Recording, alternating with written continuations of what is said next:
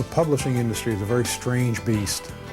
You know, a writer can work on something for years and finally turns in this manuscript, and it's like turning your baby over to a bunch of strangers.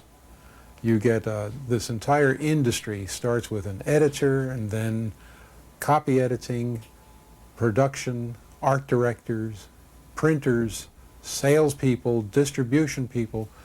Eventually, after more than a year from the time you've delivered the book will appear in the bookstores. And then you begin to see whether or not people really like it. But there's this long hiatus when you don't know, what's going to happen to your baby.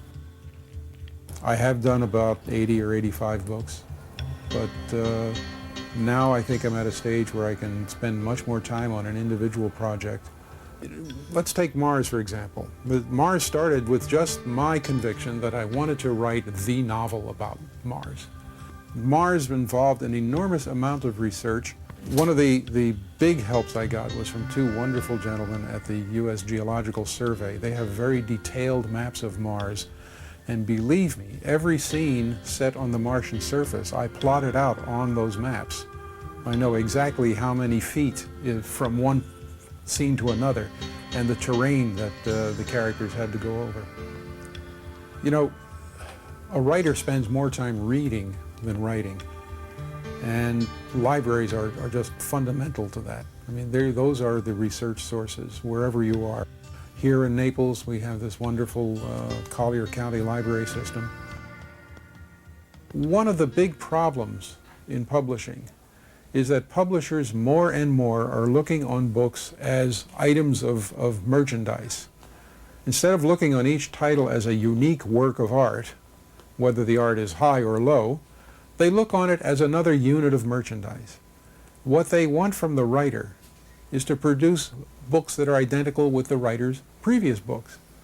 If you do, let's say in my case, a science fiction novel and it's well received, they want another novel just like it, regardless of the fact that the writer's interests may just wander all over the map. I have very seldom written the same book twice, except when I was dealing with an idea that needed 2 or 3 books to finish, like the Voyagers trilogy.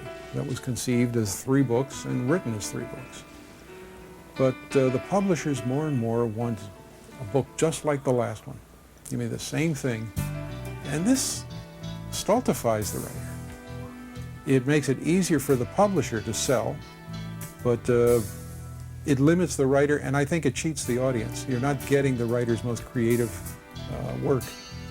For writers who have an established history, a good track record, it is very easy for them to talk to a publisher, talk to the publisher's editors, and say, I want to do a book on this, that, or the other, and make a deal. It is very tough for unknown writers, for new writers, to do this. Now, whether you're new or whether you've published 1,000 books, very often you want an agent to represent you. The writer wants an agent to represent him to the publisher for 2 reasons.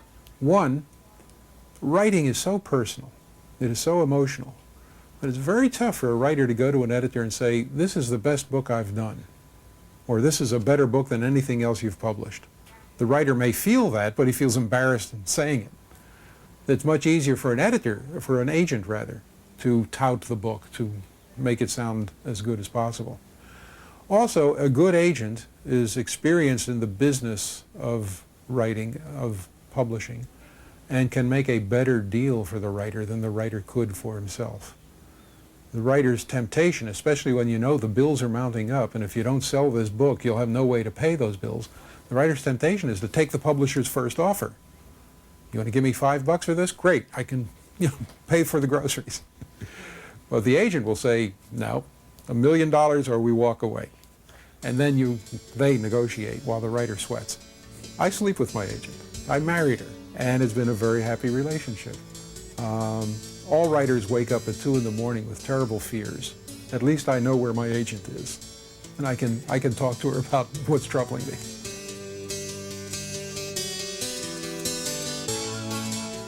What's happening in the publishing industry right now is very strange. Like the banks are, everybody's buying up everything. So Today, this publisher doesn't belong to the same publisher. It was not the same publisher that I started with. They went through this turnover of owners, and with each turnover of owner, turnover of editors, turnover of policy, turnover of this, so that you get lost. The books get lost, and a lot of these people who buy these publishing houses have never published a book. They're not interested in books. They're interested in a business. So they get in it's a different attitude. It's like Campbell Soups. That's how they're selling books today. You go into a store like Dalton's or Walden's or Barnes & Noble, and you'll see books. There's so much shelf space. And each publisher's fighting for that shelf space. And so they have all sorts of prizes. They say, okay, we'll pay for the space up front. The publisher says, I'll put money in to get this guy up front. And then you have the airports. There's the perfect example. They've got 10 slots in the airport. And everybody wants their book in there. And that's a marvelous place to be. And if your book is too fat, they'll only be able to put 8 books in there. So you have to have a book that's exactly the right size, exactly the right price, enough so that the airport will get enough money out of it. And it's just a game. It has nothing to do with what that guy did on his computer for a year. It has absolutely nothing to do with what the writer did. The writer could write the most blessedly beautiful book in the world. And if it's just the wrong size and in the wrong, at the wrong time of the year, it comes out, it's kaput, it's gone. Sensitive. It's very sensitive, very heartbreaking.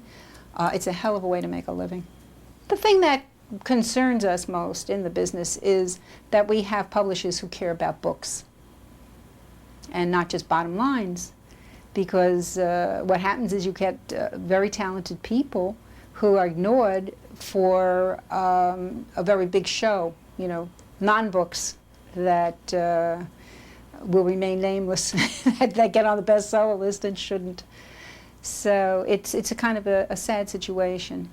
But there are only 10 slots in the bestseller list for fiction and 10 slots for nonfiction. It's very tough. You know how many books are published every year? It's like, close to 50, 60,000 books a year. And you see the same names over and over and over again. You don't see new names popping up on those lists.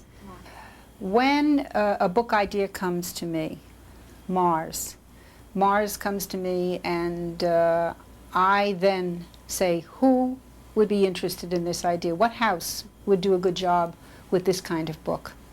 Because some houses specialize in some books and some houses specialize in other books. You can see that when you look at the bestseller list. You'll see certain houses have the romances and they know just what to do with them. Other houses have the science fiction and so on. So houses specialize. Then you have to negotiate price. Now for some writers who have just begun writing, you're very happy if they pay you anything. But when somebody's been in the field, has written so many books, 80-odd books, and has established a way of life, then you have to get the kind of money that will give him the time to write a book. Because if they pay too little, then you haven't got the time to write that book. And you need at least a year. And let me tell you this, before we even start, if we go for this, if you like it and you want to go for it, I'm not talking, little money. I want $1 million on this. No, this one deserves it. And then there's a place in there that says, if they don't pay enough, it means they're not really interested in the book.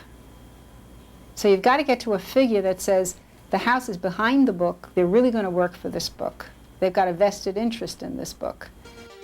The next step is to get an editor for your writer who really is a good editor. In the case of Mars, we went to Bantam. The function of a publisher, and this is actually something that I think a lot of people don't completely understand. The function of the publisher is to bring the book to the marketplace. At almost all publishing houses, that means taking the book every step of the way from the point at which the manuscript is finished, or in many cases, guiding the writer through the completion of the manuscript, to the point where the book actually appears on the stands. The big issue is trying to find a way to make somebody, once they're in the bookstore, want to feel that it's worth spending the $20 or $5 if it was paperback, to buy your book rather than the 500 other selections that are sitting before them. And one of the things that we've discovered is the number one reason why people buy books is because they recognize the author's name. And so working toward developing author name recognition is an important part of our job. It also does make a well-known author more attractive to a publishing house from an acquisition standpoint. It's not an easy business to make money in, but it is a business that you can make a gigantic amount of money in. The average writer makes less than $5,000 a year. Though there are plenty of millionaires in this business. The reason why editors are valuable isn't that they're so completely in touch with the world and the marketplace that they just know that if you change this comma here, it's going to sell 10,000 more copies. But rather, they're a well-informed other voice. There's no possible way that any writer can possibly make every message as clear as it should be, because the one thing that the writer has that the reader doesn't is a complete knowledge of where the manuscript is going and what the writer intended. And sometimes what the writer intends doesn't make it onto the page. And that's what an editor is there for. The character of Mars. Yeah, I think that the planet itself. Yeah, because I think the people in the book are so strong. Ben is the consummate pro, and he always takes input and then interprets it his own way. So once we had what turned out to be a wonderful novel on our hands, the publishing process started. Then the book went off to the managing editorial department, which is the department that's responsible for taking the book from the raw manuscript stage to the production stage. And they turned the book over to a freelance copy editor whose job is to check all the facts. In this case, this was an extraordinarily difficult job because Ben was mixing speculation with hard fact.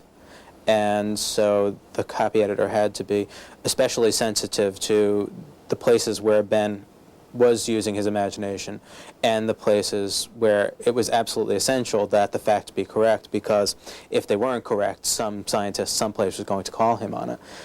And so that's a pretty big job. And then the same thing, at the same time, the copy editor is correcting grammar if there are any grammatical mistakes. Then it goes to the production department where they actually take it to the typesetting stage. At the point where I'm given the manuscript, they tell me what kind of scene they're looking for as far as, do we want to sell the author? Do we want a big book look? Is this a new author? Do we want a real exciting scene?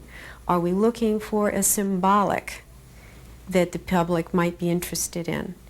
After reading Ben Bova's book, which was really a fabulous book, we decided we wanted to do a very large type punch. We wanted it very bright. We wanted it to be seen from across the room. So I hired, after I did a comp, a commercial artist, and he did a terrific job. So we went ahead, did a finished piece of art. We proofed it into an actual cover. Everybody loved it. Well, then you came to the sales conference. Now, when you do the sales conference, the salesmen then have something to say. Normally, they like whatever we do. Occasionally, you have a problem one.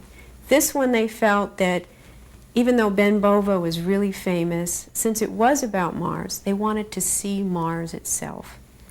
Now, we wanted something that wasn't a scene from the book where you'd see a physical person, because then you get involved with personalities, and we wanted it a little bit more symbolic so that the figures would be very small, more of a symbol of man on the edge of the precipice of discovery. You have to get an artist that does that kind of thing, that's experienced in it. So I hired a person by the name of Pamela Lee, who's an astronomical artist and has done a lot of books and has been very involved with the NASA program, then sent her the manuscript to make sure that she got it accurate to the book. Then she had a model maker do the model of the vehicle so she could shoot it so it would be extremely accurate, and did the painting, which is absolutely gorgeous. Some people do buy the book by its cover. If the cover looks great, yeah, they will pick it up. That's the main thing, is that they see it across the room. They notice the book. What I do is sell the rights that we acquire when we buy a book for other people to publish in different formats than the format in which we're going to publish. We acquire a book intending to publish it in hardcover and then later in paperback. But we also might have the right to sell it to a book club, for them to sell it to their members, the right to excerpt it in a magazine, which is called serial rights, the right to translate it into another language, the right for a British publisher to publish it in the United Kingdom. Those are all examples of what subsidiary rights are, in addition to things like the right to turn it into a movie. When a publisher acquires a book, by contract, you know which of those rights you acquire. And some of those rights the author controls and retains. In this case, we acquired book club rights. They put together a brochure and they write their own kind of special selling copy because they know what their members want to know about a book.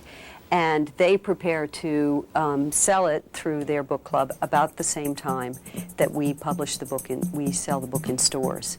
What I like about selling subsidiary rights is it's often the first time that someone outside the publishing house has given us a response to a book. Because first you have the editors working on it, you have those of us reading it in-house as we're thinking about how we want to position it and writing our catalog copy and selling copy and talking to the sales reps about it. But the first person outside the house sometimes is the book club reader.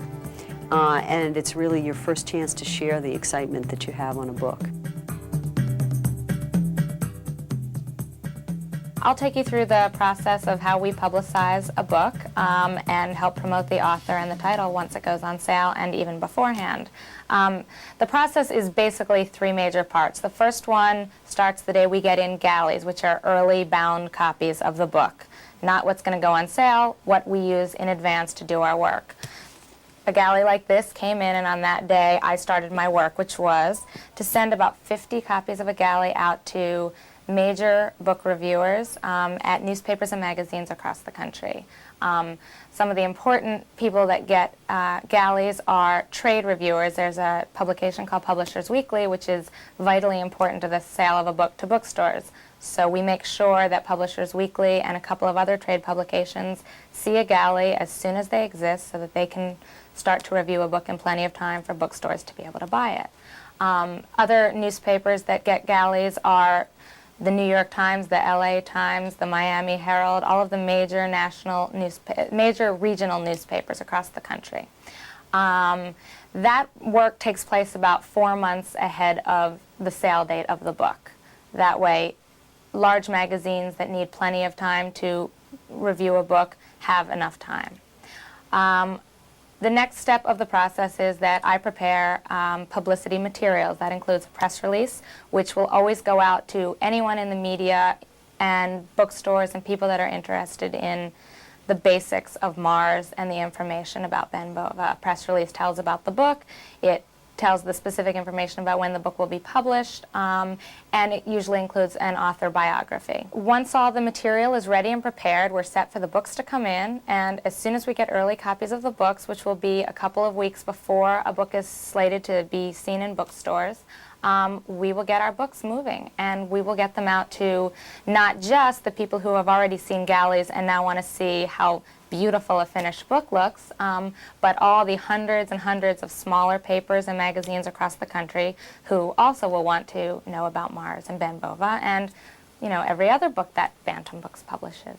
So I will traditionally send out to about 300 to 400 major book reviewers across the country. And then for a book like Mars, I will also send books to science writers, science pages, science fiction writers, so that elevates that number to even more. So before a book even goes on sale, plenty and plenty and plenty of people see it. I'd say maybe 500 or 600 people saw copies of Mars before it went on sale so they could review it.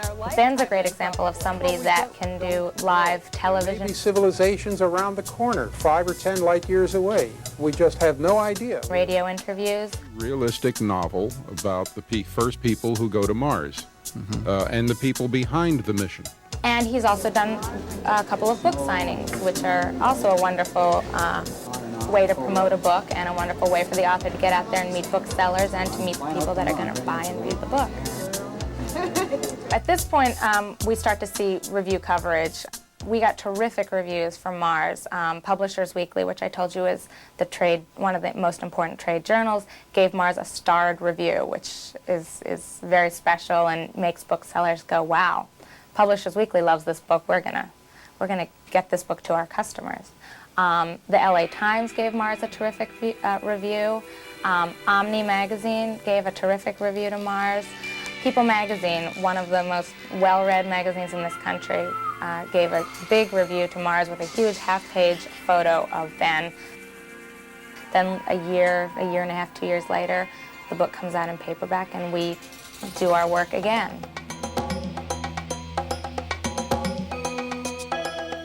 In the days in which I started, it was not uncommon to have paperback bestsellers at 6, 8, and even 10 million copies. I mean, they were extraordinary numbers. I got into this business probably 4 or 5 years after things or phenomena like Valley of the Dolls that I think sold 17 million copies. Jaws and The Exorcist and things of that nature that were in the multi-millions of copies sold. Whereas hardcover books were measured in success at much lower numbers than they are now. You really had a major success on your hand at 100,000 copies and up. Now, your blockbuster watermark for a hardcover book, of course, is 1 million copies, which would have been unthinkable in those days. Over the last several years, the degree of growth in the children's book area is a very encouraging sign, and that can only hopefully mean that we are creating an expanded forthcoming generation of readers, which is a very healthy thing and a very important thing. There are authors that are new and or younger that we are trying to develop so they will become the brand names of tomorrow. The established authors and their success and the profitability they lend to any large publishing company and or, if you will, the commercial successes, meaning mainstream commercial successes, are the things that allow any publishing company to fund a new author that is going to be less profitable in the beginning. Publishing has had to come out of the 19th and even 20th century and leap ahead just to stay competitive with those elements out there that compete for the book dollar, for the entertainment dollar rather, whether it's movie rentals, whether it's the movies that, in spite of raising their prices, are still attracting record numbers, cable television and all the varieties that it offers, and whatever else is out there. If you want to retain books in their historically exalted place, that's fine, but you're not going to be able to compete unless you treat it, God forbid I say this, as a consumer packaged item. Are our competition doing that? Are we following them, or is this something that we're leading on? I think we have sales conferences 3 times a year. Mars, for example, this is a title that would have been presented at a sales conference, would have been discussed. Each sales rep would have had their objective or their goals in terms of numbers that we were hoping in their territory they could place on the book. We would have asked them to tell us if they felt it was doable based on the track record of Ben Bova as an author and his sales history in their respective accounts. It's questionable whether or not the industry overpublishes. Therefore, of course, there is a premium on space. Bookstores do tend to buy much more cautiously. They buy knowledgeably. Many bookstores, of course, are computerized, and they have their own sales history. They know very accurately what they sold of the previous title. So they have diminished their risk and improved their profitability by buying more intelligently, a little more conservatively up front. This is a peculiar industry in which everything is fully returnable if unsold. That's critical to us, that when the book is not only well represented up front, by that I mean initially when it goes on sale, but when it begins to be reordered by the booksellers, we know we have a success on our hands. When his book first came out, we sold out immediately. I ordered more, and they sold out again. The new book that I like is Mars. I'm reading now, right. And I've read about half of it, so I don't know how it's all going to turn out, but it's very engrossing. I sat down about 3 o'clock and I've read half of it, and I hated to lay it down. We purchase about 15,000 individual books a year. That represents about 5,000 titles. Mars was purchased based on the printed reviews. We pay a lot of attention to the amount of publicity a publisher is going to do for a given work, because we know that publicity often translates into public demand, and if there's a significant public demand, we're going to need a fair number of copies of the book on hand to satisfy that demand. And that is what publishing really is all about. They looked at Mars as an individual, unique work and said, what is the best way to promote this and the best way to sell it? And that makes life worthwhile for all of us, everybody in the chain, from the publisher to the truck driver, to the clerk in the bookstore, and certainly to the author.